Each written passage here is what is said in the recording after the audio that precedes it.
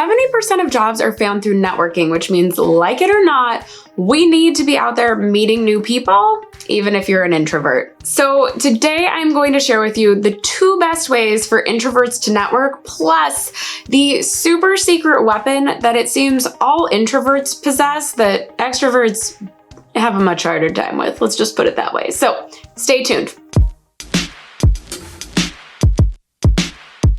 Okay, so if we haven't met, my name is Cassandra and I help motivated professionals build their careers through practical tips to gain career confidence. And like I said in the intro, a huge way that we find jobs is through people. And no matter if you're introverted, shy, or super loud and extroverted, networking can be a little bit intimidating, but we have to do it. So before we get into those 2 ways that are best for introverts to network, I want to take a minute to just remind you of a mindset you need to have when networking. Networking is just relationship building.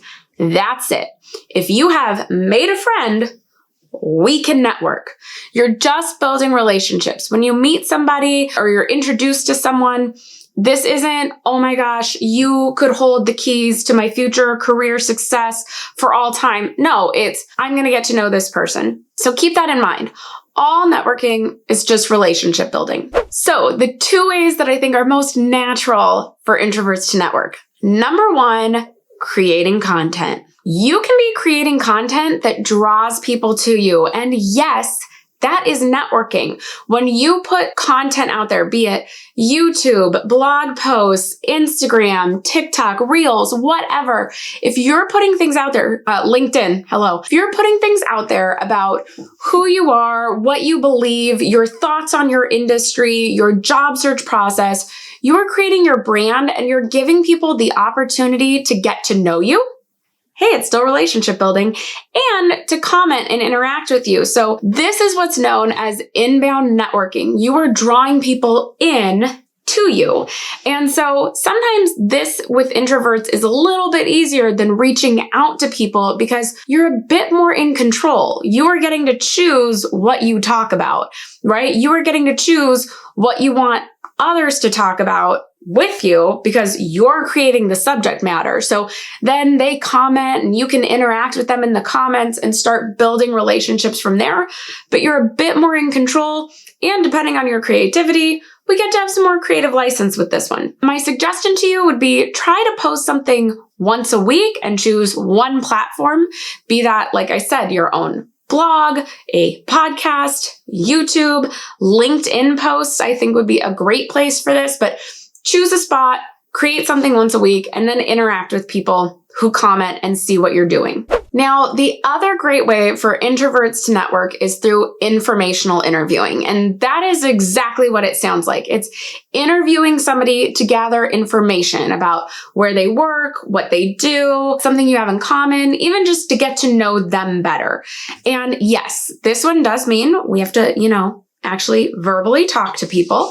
And it does mean that you are going to have to do some reaching out. Now, I have other videos on how to reach out for informational interviews, how to make those connections, maybe starting on LinkedIn. But once you've reached out, I have found that for introverts, this is a much easier way of networking than, going to an event and walking up to strangers, or now going up to a virtual event and trying to join in some sort of conversation or raising your hand in Clubhouse. Those things can take a little bit more, whereas yes, you have to make that initial, hey, I'd love to have a Zoom coffee with you. But after that, it's much easier because it's just with one person and you have a set goal. You are going to get to know certain things about them. So you will come with questions to ask. You will come prepared, and hopefully they will ask you a little bit about you too. But really the focus is on you being the listener and learning more about that other person. So it's not all eyes on you. So that last part, that is the secret weapon of introverts. Most introverts seem to be great listeners. You have no problem asking a question and really just taking in what the other person is telling you.